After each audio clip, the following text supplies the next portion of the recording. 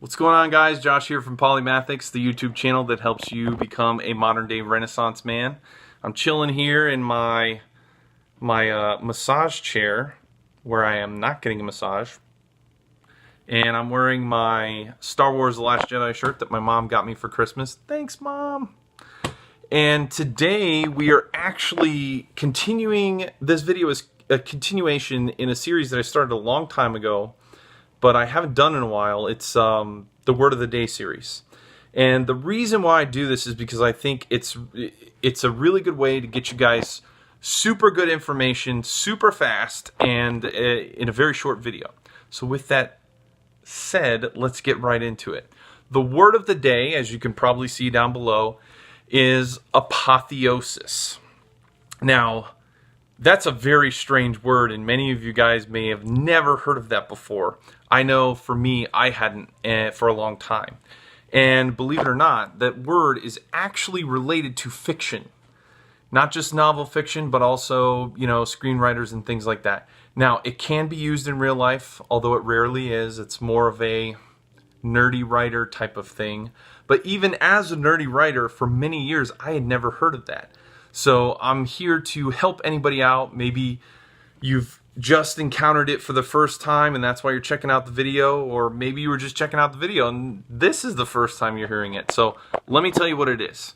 In layman's terms, apotheosis is when the hero character achieves a moment of self-actualization. And through that self-actualization, they are able to tap into a divine power. And that divine power allows them to do something that they have never been able to do before. Okay, so just off the cuff, like, these aren't always super, godlike powers, though. Okay, so for example, in Liar Liar with Jim Carrey, a movie from a few years ago, at one point the hero reaches self-actualization and is able to tell the truth on his own, not without anybody else making him. Okay, so that's a moment of apotheosis, and that happens because of self-actualization that he goes through. In Star Wars A New Hope, this moment happens for Luke, the hero, during right after Darth Vader kills Obi-Wan. For the first time, Luke is able to hear Obi-Wan through the Force. So this is the first time he's able to use the Force without any kind of coaxing. And Obi-Wan says, "Run, Luke, run." How'd I do? Not quite Alec Guinness, am I? But it'll do. And from that, Luke is able to tap into the divine power, which is the Force. He's able to pinpoint shoot the stormtroopers and the hangar bay door, which prevents Vader from chasing after the team. That is his moment of apotheosis. Now, with that said, for those of you who are writers and you want to get a little technical and geeky in here, you may have also heard of a term called apostasis. Okay? Many people, many writers get these two words confused because they're very similar and they happen at very similar points in the story, and they're almost, not always, but very closely tied together. So many people get these confused. I'll do a whole nother video on apostasis. However, just so you guys know, apostasis is the removal of something, the cutting of something, okay? And there's symbology there from a fictional standpoint. But apotheosis is, as I said before, a character reaching a moment of self-actualization.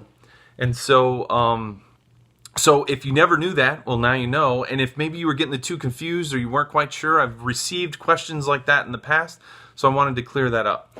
Now, before we go, I am going to ask you guys, what was a moment in time where maybe you yourself reached a self-actualization that allowed you to tap into a seemingly, mystical power where you were able to perform something that you never had before?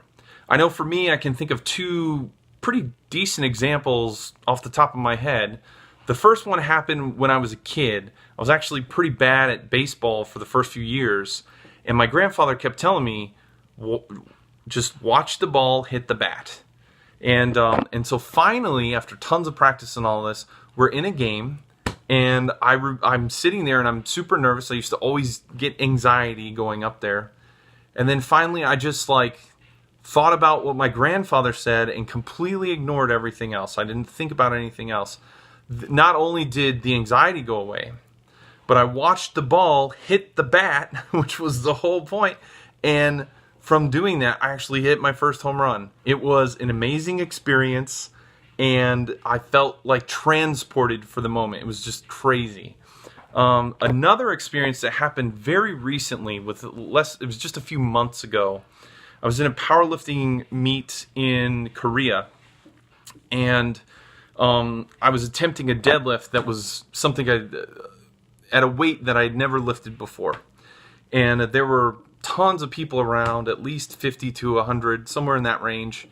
They're all around, and there's a lot of cheering and stuff going on. But in that moment, it felt like nobody else was there. It felt like it was just me and the bar. And I was going through my cues, like I was giving myself instructions, and it was almost like I was just there alone, and the whole rest, it was like space, And I lifted the bar, and it felt like lifting a piece of paper. I know that sounds crazy. It was 605 pounds, which for me was a lot. And if you don't believe me, I have a video on the channel that you can see me lifting it. And yeah, it was like just went up like that. And I felt like I was tapping into like that divine power, so to speak. So what about you guys? Have you ever had an experience like that where you've reached apotheosis? Go ahead and drop a comment down below and share with everybody else. All right, guys, this has been Josh Coker from Polymathics. Hope this has been helpful, and I'll catch you guys later.